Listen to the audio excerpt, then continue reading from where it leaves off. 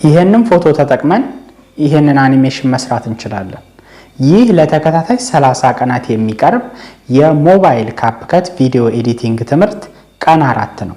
በዛሬው ትምህርታችን ኪፍሬም እና ትራንዚሽንን የተመለከተ ይሆናል።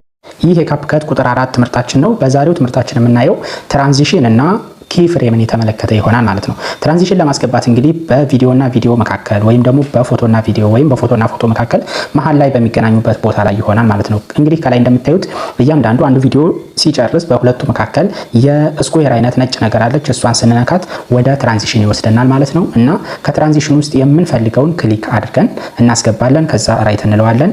ትራንዚሽን ገባልን ማለት ነው። እና ትራንዚሽኑ ሲገባ የመቀስ ወይም ደግሞ የኤክስ አይነት ምልክት ይመጣል ከላይ እንደምታዩት። ሌላም ትራንዚሽን ማስገባት ስንፈልግ ያችኑ ስኩዌሯን እንነካታለን። አሁንም ደግሞ የምንፈልገውን አይነት ትራንዚሽን እንመርጥለታለን፣ ያስገባልናል። ከዛ ራይት እንላለን ማለት ነው። ለምሳሌ ሁለት ትራንዚሽኖች አስገባው ፕሌይ ብለን መመልከት እንችላለን ማለት ነው።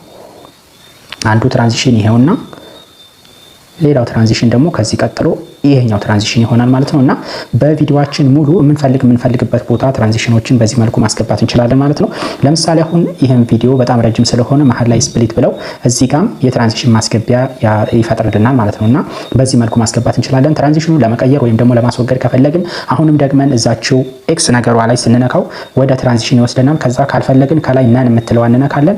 መቀየር ከፈለግን ደግሞ ካሉት አማራጮች ውስጥ ሌላ ትራንዚሽን አስገብተን እንቀይረዋለን ማለት ነው። ከላይም በጣም ብዙ አይነት አማራጮች አሉ። ወደ ጎን እያለን የተለያዩ የትራንዚሽን አይነቶችን መምረጥ እንችላለን ማለት ነው። ሌላው ኪፍሬም ነው። ኪፍሬም ማለት ደግሞ የተለያዩ ፎቶዎችን አኒሜት የምናደርግበት ስታይል ነው ማለት ነው። ለምሳሌ አሁን ኦቨርሌይ እንበልና አድ ኦቨርሌይ ብለን የሆነ ፎቶ እናስገባና ያንን ኪፍሬምን ተጠቅመን እያንቀሳቀስን ማየት እንችላለን ማለት ነው። ለምሳሌ አሁን እኔ ይሄን ፎቶ አስገባሁኝ። እንደምታዩት ይሄን ፎቶ ፕሌይ ብለን ብናየው ምንም አይነት የማይንቀሳቀስ አይነት ፎቶ ነው እና በኪፍሬም እንዴት እንደምናንቀሳቀሰው መመልከት እንችላለን ማለት ነው። ልክ ፎቶ ላይ ክሊክ ካደረግን በኋላ መጀመሪያ ቦታው ላይ እንሄድና ከላይ ይችን የዳይመንድና ፕለስ ምልክት ያላትን አንድ ጊዜ እንነካለን። ከዛ አሁንም ፎቶ መጨረሻ ላይ እንሄድና ያችኑ ኪፍሬም እንነካለን ማለት ነው። አሁን ምንድነው ማድረግ የፈለኩት ይሄ ነገር እንዲሽከረከር ማድረግ ነው የፈለኩት። ከዛ ከታች ካሉት ውስጥ እንደዚህ ወደ ጎን ስክሮል እናደርግና ትራንስፎርም የሚለውን እንነካለን። ከዛ ሮቴት የሚለውን እንነካለን ማለት ነው። ይሄ ፎቶ እንግዲህ 90 ዲግሪ እንዲሽከረከር አደረኩት ማለት ነው። አሁን ፕሌይ ብለን እንመልከተው። እንደምታዩት እንግዲህ 90 ዲግሪ ይሽከረከርልናል ማለት ነው። አሁን ደግሞ ሌላ እናስገባና ያንን ደግሞ ሌላ አይነት ኪፍሬም ተጠቅመን እያንቀሳቀስን እንመልከት። አሁንም አድ ኦቨርሌይ ልበልና ካሉት ሌላ ፎቶ ደግሞ ይሄን የሮኬት አይነት ምልክት ላስገባ። ይሄንን ደግሞ ማድረግ የፈለኩት ልክ እንደ ሮኬት ከታች ወደ ላይ እንዲንቀሳቀስ ማድረግ ነው የፈለኩት። አሁንም እዚያችኑ ኪፍሬሟን አንዴ ከነካን በኋላ መጨረሻ ላይ ሄደን ሌላ ኪፍሬም እናስርና ይሄንን ፎቶ ወደ ላይ እንደዚህ እንዲንቀሳቀስ እናደርገዋለን ማለት ነው። አሁን ይሄን ደግሞ ፕሌይ ብለን እንመልከት።